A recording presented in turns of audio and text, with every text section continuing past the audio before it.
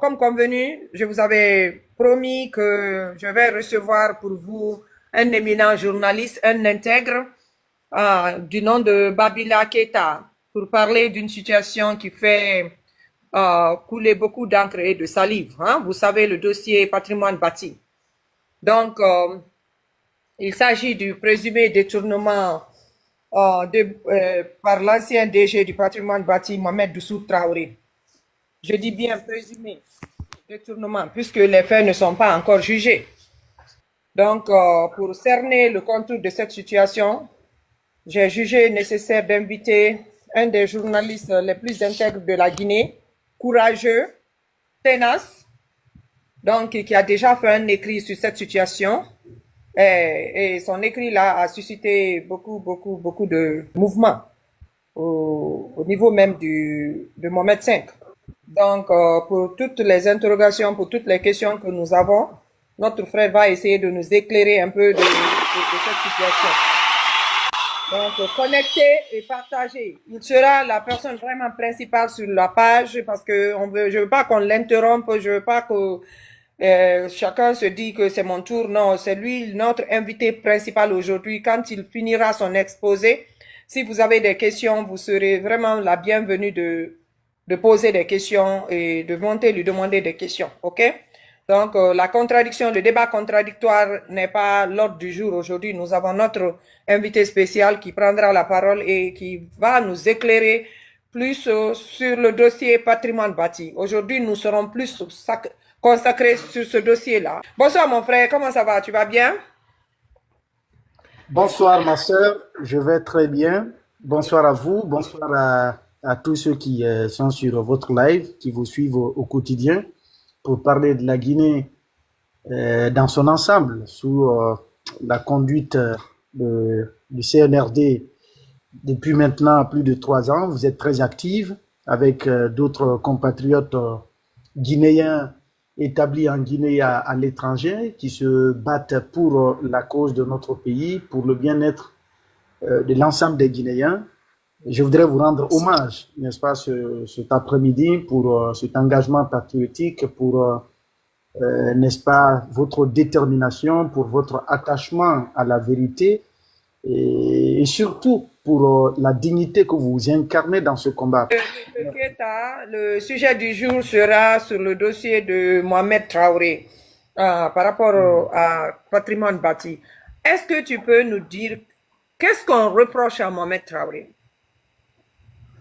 C'est ma première question. Alors, merci beaucoup ma soeur pour cette question. Bien avant de bondir sur ça, pour vous apporter les éléments de réponse, puisque nous sommes des Guinéens, il y a assez d'appréhension, des interprétations et surtout des jugements, des préjugés, n'est-ce pas, sans qui n'ont aucun fondement souvent quand on parle de personnes. Voilà, dès qu'il y a des débats de personnes, les gens interprètent, ouais, ce qu'ils disent, peut-être il a des intérêts avec X ou Y. Euh, voilà, je voudrais faire cette précision. Celui dont on parle, qui est l'ancien directeur du patrimoine bâti, de toute ma vie, je ne me rappelle l'avoir aperçu qu'une seule fois. Et ce jour, c'était lors, n'est-ce pas, de la soirée de la démolition des villas de la cité Kamayenne. D'accord? Et donc, j'étais là en tant que journaliste et j'étais même pas venu pour ça. J'étais venu pour un autre dossier dans la zone. Et du coup, j'ai été appelé que le patrimoine bâti est sur le terrain pour casser toutes les maisons d'habitation qui appartiennent à la cité de Donka, Kamayenne, mais ainsi de suite. Mais Donka qui fait face juste, comme vous le savez, qui fait face à l'université Gamal, mais aussi à l'hôpital Donka. Alors, je me suis transporté sur les lieux, j'ai aperçu ce monsieur qui est la personne de Mohamed Doussou Traoré, bien que nous soyons tous de Cancan, mais je ne l'ai pas connu personnellement. C'était ma première fois de l'apercevoir, de le voir à l'œil en fait. D'accord? Mhm. Et c'est cette cité, la contrée dont je parle, c'est cette contrée qui a été reconstruite pour en faire aujourd'hui la cité ministérielle. Certainement, vous avez une certaine idée là-dessus. Ouais, c'est à côté Ça de fait chez nous là-bas. Mhm. exactement. Et si je vous dis, peut-être quand on parle du patrimoine bâti, mais on va revenir sur beaucoup de choses, parce que je sais, il y a plein de gens qui sont curieux, qui veulent savoir plein de choses. Mhm. Cette cité qui a été construite, le contrat a été donné à KPC. Si on vous dit le montant ou l'enveloppe, le coût de réalisation de cette cité, vous allez vous prendre la tête par rapport au montant qui a été engagé. Ça, c'est une parenthèse. Venons-en à votre question. Mhm. Alors, c'était la précision pour dire que je ne connais le monsieur ni d'Adam ni d'Ève. Mais quand il s'agit de défendre la vérité n'a pas de couleur. La vérité ne fait pas de choix. Tel est mon ami, tel est mon ennemi. Quand il s'agit de dire la vérité, on se met on prend une position, on se met à l'équidistance, en fait. Merci. Voilà, Ouais. on reste équidistant pour dire ce qui est vrai. Alors, ce sujet, comme vous l'avez appris, beaucoup de gens ont entendu parler d'un présumé détournement de 267 milliards. C'est la première information Mhm. qui a fuité, ou disons, qui a été diffusée dans Mhm. les médias, mais aussi sur les réseaux sociaux. Merci. Voilà. C'était au lendemain Mohamed de, Traoré, merci. Mhm. voilà, c'était au lendemain de la fuite, effectivement, de l'ancien, du désormais ex-directeur du patrimoine bâti. Mhm. Alors, ces montants, moi, je me suis intéressé au dossier parce que on ne peut pas coller de tels chiffres, même nous qui, souvent, on dit, ah, les journalistes accusent les gens, mais nous n'inventons pas. En tout cas, peut-être certains peuvent le faire. Mais moi, je ne me rappelle pas avoir inventé des chiffres collés à la peau de quelqu'un dont je n'ai pas la certitude. Mhm. Quand j'ai vu donc les gens en train d'annoncer que le monsieur aurait détourné 267 milliards, je me suis posé la question. Où est-ce qu'on peut enlever 267 milliards au patrimoine bâti public? Étant donné que je suis un acteur public, depuis plus de 15 ans maintenant, je suis journaliste, donc je connais un peu comment ça fonctionne dans l'administration. Et avec, n'est-ce pas, mon profil de journaliste d'investigation, je m'intéresse à tous les secteurs d'activité Mhm. Mhm. liés avec la vie de notre pays. Ouais. Et donc, c'est ce qui m'a amené à m'intéresser à son dossier. Finalement, je suis entré en contact avec certaines sources. Vous allez devoir accepter que je ne m'aventure pas en profondeur de ce Il n'y a pas de dossier problème. Ouais. pour la sécurité de mes sources d'information qui sont pour l'heure en Guinée. Ouais. Et certaines d'ailleurs sont à la présidence, donc je ne voudrais pas exposer cette personne-là. Mais ce que je m'en vais vous dire, Ouais. ces accusations qu'on colle à la peau de l'ex-directeur Mohamed Doussou Traoré sont une manipulation. Ça, en fait, c'est des contre-vérités. C'est des Mhm. contre-vérités sur la foi, n'est-ce pas, des éléments de preuve que moi je dispose aujourd'hui sur cette affaire. Mhm. Donc, personne ne vous dira qui est-ce qui a avancé ces chiffres de 267 milliards. Qui est à l'origine? Ce n'est ni le parquet général, ni le parquet spécial, ni l'inspection générale d'État, ni l'inspection des finances, encore moyen les services d'enquête que sont l'ORDEF ou encore la gendarmerie d'investigation sous l'autorité de Bala Samoura.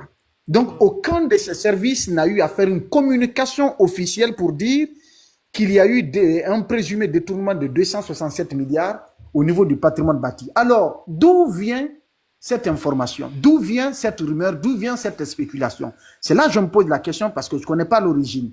Et c'est là, en suivant cette piste-là, que je suis allé justement en profondeur pour me retrouver sur un chemin où, disons, en contact avec des personnes qui sont mieux imprégnées Mhm. du dossier. Et Mhm. c'est là que j'ai découvert que ça n'a rien à voir avec une quelconque histoire de 267 milliards. C'est un montage fallacieux qui ne ressemble en rien à la réalité des choses. Eh Wow. bien, pour dire vrai, Papoter. Mhm. ça n'a rien de vrai. Et pour confirmer cette information-là, 3 jours ou 4 jours après la fuite de l'ex-directeur, il a été limogé. Lui, il a été limogé et son adjoint également. D'accord? Et qu'est-ce qu'on a constaté dans la foulée? c'est des hommes, c'est-à-dire des éléments du groupement des forces spéciales qui ont débarqué dans ces domiciles privés, d'accord, qui ont commencé à, disons, exercer une certaine violence sur les membres de sa famille qui étaient là. Quand je dis violence, parce que on dit, la loi est claire là-dessus, la responsabilité pénale est individuelle. À partir du moment où le directeur du patrimoine bâti a fui, qu'on vienne mettre sa famille aux arrêts, demander à certains de se mettre à genoux, leur infliger une certaine torture morale et physique, et leur tenir, disons, les coincer à vouloir obtenir des informations qu'ils ne détiendraient pas, certainement. Je me dis que ce n'est pas logique, en fait. Et surtout, il faut se poser la question sur la base de quel mandat. Si, par exemple, la justice demande de faire une perquisition à son domicile, il devrait y avoir un mandat du parquet. D'accord? C'est le parquet qui devrait décerner un mandat ordonnant soit aux unités de police ou de gendarmerie de conduire une opération de perquisition à son domicile. Mais en dehors de toute procédure légale, que ce soit des éléments du groupement des forces spéciales, donc des commandos armés qui débarquent chez lui, et là, il faut se poser la question, est-ce vraiment une histoire de détournement de présomption? Prince, il est en train de répondre à ta question. Le prince, il est en train de répondre à ta question, ok? Faut suivre. Est-ce vraiment une histoire de présumé détournement? Quelques jours après également, comme je l'ai dit, c'est sa maison de Conakry, ils ont quitté Conakry, c'est encore un groupe de militaires lourdement armés, parce que je détiens tout ce que j'avance, moi, je détiens des éléments de preuve, lourdement armés qui ont débarqué chez lui du côté de Cancan, un domicile situé entre deux quartiers. Il y a un côté Missira, il y a l'autre côté qui est Bordeaux. Donc, c'est derrière SOS. Ils ont débarqué chez lui. Son père, un vieillard qui est disons, un vieillard, donc un père du 3e âge, qui a, disons, selon les informations, qui a des problèmes de santé aujourd'hui, en plus du poids de l'âge. On vient, n'est-ce pas, déloger ce vieux innocent, n'est-ce pas, de la maison de son fils, et on fouille l'intérieur de la maison par-ci, par-là, et après on les contraint, on ferme les portes, et on les met dehors. Je me suis posé la question, quelle histoire de détournement amènerait, n'est-ce pas, le CNRD à intenter de telles actions liberticides, de telles actions injustes, n'est-ce pas, et illégales, en dehors de toute procédure judiciaire normale, légale. D'accord? Donc, tous ces faits m'ont amené à me poser des tas de questions, Qu'est-ce qu'on reproche à ce monsieur? Parce que vous n'êtes pas sans savoir que l'ancien ministre de l'économie et des finances, ancien ministre du budget, Moussa Cissé... Je vais couper, mon frère, tu es en train de répondre toutes mes questions. Donc c'est bon, continue. D'accord. Donc Moussa Cissé, lui, il a fui la Guinée. Ouais. Il a fui la Guinée, mais sa famille n'a jamais été inquiétée. Il y a également d'autres personnes qui ont été limogés pour des faits de présumé détournement. Il y a eu des ministres, il y a eu des directeurs, mais ces gens-là, leurs familles n'ont jamais été inquiétées. Même les anciens dignitaires qui sont dans des procédures juridico-politiques aujourd'hui, on n'a pas inquiété leur famille. Pourquoi on va jusqu'à s'en prendre à la famille de Mohamed Dussou Traoré? Donc, il y avait lieu pour tout bon Guinéen de se poser la question sur ces actes d'harcèlement, n'est-ce pas, d'intimidation, de violation des droits les plus élémentaires de sa famille. Ouais. Alors, qu'est-ce qu'on a découvert? Dans la réalité des faits, ce n'est pas une histoire qui est liée à sa gestion à la tête du patrimoine bâti. Les faits qui lui sont reprochés, en réalité, c'est des faits qui ne relèvent en rien, ou disons qui ne concernent en rien la gestion du patrimoine bâti en tant qu'organisme public. Ouais. Parce que ce que beaucoup de gens ne savent pas, le patrimoine bâti fait partie des organismes publics qui sont rattachés à la présidence de la République et qui relèvent directement de la personne du président ou de son ministre secrétaire général à la présidence. Tous les organismes publics comme la Banque centrale, comme le patrimoine bâti, comme la SONAP, comme l'ANAIM, comme la SODIPAMI et tant d'autres qui sont rattachés à la présidence sont repartis en deux lots. Il y a un premier lot qui est rattaché à la personne du président de la transition, qui est Mamadi Doumbouya, et un second lot qui est rattaché au secrétariat général de la présidence de la République, donc à la personne du ministre Amara Kamara. Alors, le patrimoine bâti, comment peut-on reprocher, n'est-ce pas, des faits de détournement à cette entité à hauteur de plusieurs milliards sans que la présidence, qui est donc l'institution de tutelle, ne soit imprégnée du dossier? Ouais, ouais. D'accord? Parce que toutes les actions, on sait d'ailleurs, même l'administration publique guinéenne aujourd'hui, tout ce qui doit être posé comme acte, on demande aux décideurs, c'est-à-dire aux ministres et directeurs, de se référer. C'est-à-dire tous les grands actes qu'ils doivent poser, ils doivent se référer au CNRD, qui est l'organe suprême de gestion de la transition en cours dans notre pays. Comment se fait-il, ou comment pourrait-on reprocher un fait de présumé détournement au directeur du patrimoine bâti sans étendre cela à la présidence, qui est l'institution de tutelle? Une question. Voyez-vous? Ouais. Alors, mais la réalité, quelques temps après, au lieu de 267 milliards, nous avons appris à travers nos confrères de la presse qu'il est accusé de détournement de 30 milliards. Comprenez très bien, de 267 milliards, on parle désormais de 30 milliards et que ces montants devraient servir à la construction d'un édifice d'intérêt public. Un édifice d'intérêt public, ce qui doit nous amener également, ou qui m'a amené également à me poser des questions. Le patrimoine bâti est chargé, n'est-ce pas, de gérer le parc immobilier de l'État. Écoutez Donc, bien, écoutez très bien. Le patrimoine bâti est chargé de la gestion du parc immobilier de l'État. Okay. D'accord? De l'entretien et de la gestion du parc immobilier de l'État. Donc, tous les bâtiments et autres, que ce soit bâtis ou non bâtis. Donc, eux, ils gèrent, ils s'occupent de la gestion et de l'entretien de ces patrimoines de l'État.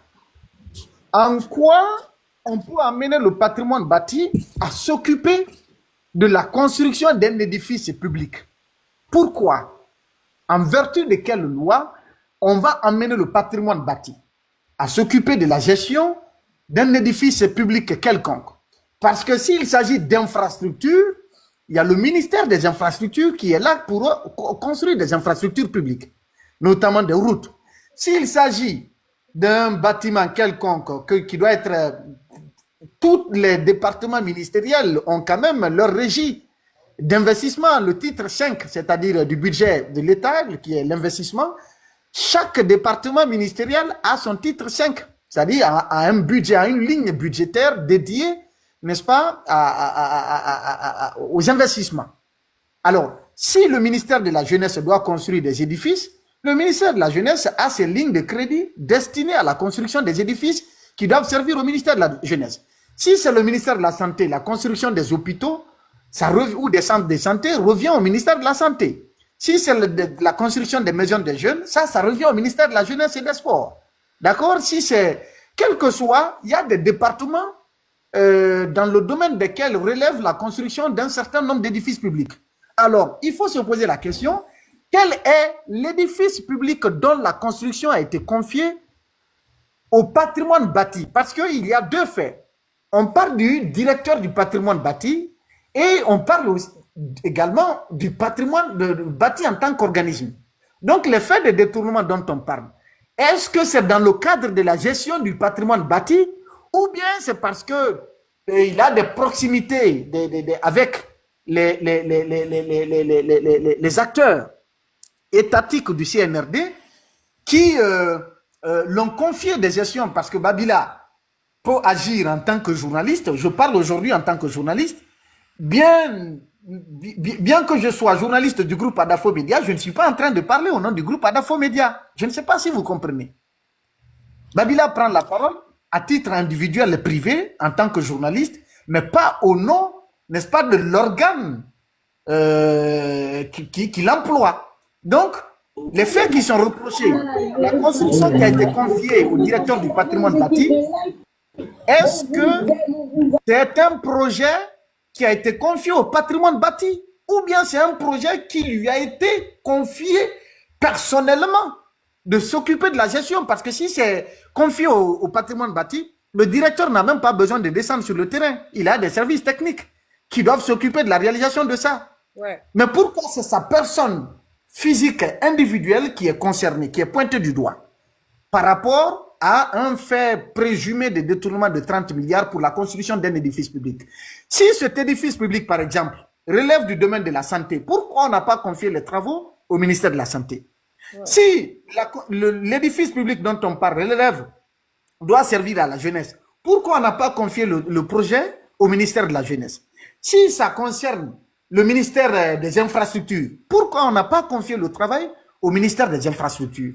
Et qui est-ce qui a donné ce montant? Quel est le département ministériel qui a donné de l'argent au directeur du patrimoine bâti pour construire un quelconque édifice? Point d'interrogation. D'accord? Eh bien, si ce n'est pas le cas, quelle est cette autorité publique qui lui a donné de l'argent ou qui a donné de l'argent au patrimoine bâti ou à l'ancien directeur du patrimoine bâti de construire un édifice? Cet édifice-là doit servir à titre privé ou d'intérêt, c'est dans le cadre d'intérêt public ou d'intérêt privé. Tout ça, ce sont des interrogations. En ce que je sache, les projets, selon mes sources qui sont bien évidemment proches du palais Mohamed V, les projets dont on parle, sans vouloir rentrer dans les détails, comme je l'ai dit, pour des raisons de sécurité et pour mes sources d'information, ce sont des projets qui ne sont aucunement dans le portefeuille du patrimoine bâti. C'est des projets à titre privé. Et d'ailleurs, dont la gestion ne souffre d'aucune ambiguïté, ne souffre d'aucune irrégularité ou en tout cas de présumé détournement de quelque montant que ce soit, parce que moi j'ai vu les images des édifices dont on parle. Et ces édifices-là, ce ne sont pas des édifices publics. C'est des édifices privés qui appartiennent à des hauts commis, c'est-à-dire à des hauts placés du CNRD. D'accord? À des hauts placés du CNRD.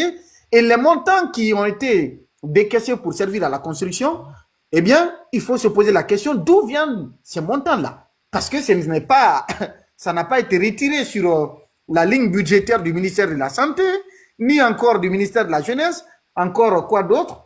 Ben, beaucoup de gens se posent la question autour. Quand j'ai dit dans mon article que les principales sources de revenus du patrimoine bâti, c'est notamment la cité chemin de fer qui est dévaste, qui a été complètement détruite, on peut dire comme ça, après l'explosion du dépôt des hydrocarbures. Et d'aucuns m'amènent à tout de suite porter le regard sur les résidences 2000 qui ont été récupérées par le CNRD, parce que n'oubliez pas, les résidences 2000 ont été construites par un Libanais qui a la nationalité espagnole. D'accord? Mais à l'avènement du CNRD, ils ont retiré la gestion des résidences 2000 des mains de ce Libanais et ses revenus, ils l'ont placé, ils l'ont ramené dans le portefeuille de l'État. Donc, la gestion devrait être confiée au patrimoine bâti, normalement. Mais est-ce que vous savez que c'est un cabinet que la présidence a recruté pour confier la gestion des résidences 2000? Est-ce que vous le savez? Non, moi je ne savais pas. Alors, c'est un cabinet privé qui gère les résidences 2000, mais qui fait le versement des recettes locatives sur le compte du patrimoine bâti. Mais la gestion, il y a une clé de répartition, n'est-ce pas, des frais locatifs, n'est-ce pas, disons, des montants qui sont récoltés comme frais de location de ces résidences. Il y a une répartition de ce montant-là. Ce n'est pas le patrimoine bâti qui gère directement les résidences 2000. Alors, ceux qui spéculent ou ceux qu'on est en train de faire spéculer aujourd'hui au sein de l'opinion publique, c'est des montages fallacieux, ce ne sont que des contre-vérités, parce que là où je vous parle, là, il y a un service d'enquête qui est en train d'inspecter sur la gestion de Mohamed Doussou Traoré. Aucun rapport pour l'heure. Je mets quiconque au défi de prouver ou de montrer un quelconque rapport, que ce soit un rapport de l'IG, donc l'inspection générale d'État, que ce soit un rapport de l'IGF, l'inspection générale des finances, que ce soit un rapport de la gendarmerie d'investigation de Bala Samoura, ou que ce soit un rapport de l'ORDEF, je mets quiconque au défi de prouver ou de montrer un quelconque rapport qui prouve qu'il y a effectivement des faits de détournement au niveau du patrimoine bâti. Je ne dis pas que ils ne sont pas coupables de quelque chose, je ne suis pas en train de les innocenter non plus. D'accord? Mais pour l'heure, par rapport aux informations qui sont en train d'être véhiculées dans la presse et sur les réseaux sociaux, il n'y a aucun élément de preuve, aucun fait tangible qui prouve que oui, il y a eu détournement de tel ou de tel milliard au patrimoine bâti. Pour le moment, il n'y a aucun rapport là-dessus. Aucun rapport d'audit, aucun rapport d'inspection, aucun rapport d'enquête n'est pour l'heure disponible sur le fait. Peut-être dans les jours à venir, on pourrait en avoir. Comme ça, s'il y a des rapports ou s'il y a un rapport sur la gestion de Mohamed Doussou Traoré, on se fera le devoir en tant que journaliste, si nous avons la possibilité d'avoir accès au contenu du rapport, de mettre ça sur la place publique. Mais pour l'heure, ce n'est pas le cas. Et donc, que les Guinéens fassent très attention. J'ai l'impression que par endroits, on est en train de nous divertir. On est en train de divertir les Guinéens sur des questions non essentielles, sur des faits qui ne ressemblent pas à la vérité. Une manière de nous distraire, parce que si la vraie vérité, ma sœur, si nous tentons de mettre la vraie vérité sur la place publique, ça risque d'éclabousser le sommet de l'État guinéen. Parce que les faits dont on parle, c'est en réalité, et pour ma part en tout cas, c'est mon avis personnel. Je ne parle pas de la gestion du patrimoine bâti en tant que tel, mais les faits pour lesquels Mohamed Doussou Traoré est accusé aujourd'hui, je peux donner mon avis là-dessus. Ces faits-là, il n'est responsable en rien. Mais par contre, il y a des hauts placés du CNRD. Si les faits on tente de présenter les faits tels que ça se passe sur le terrain au peuple de Guinée, vous allez voir des coupables qui sont bien loin de Mohamed Doussou Traoré.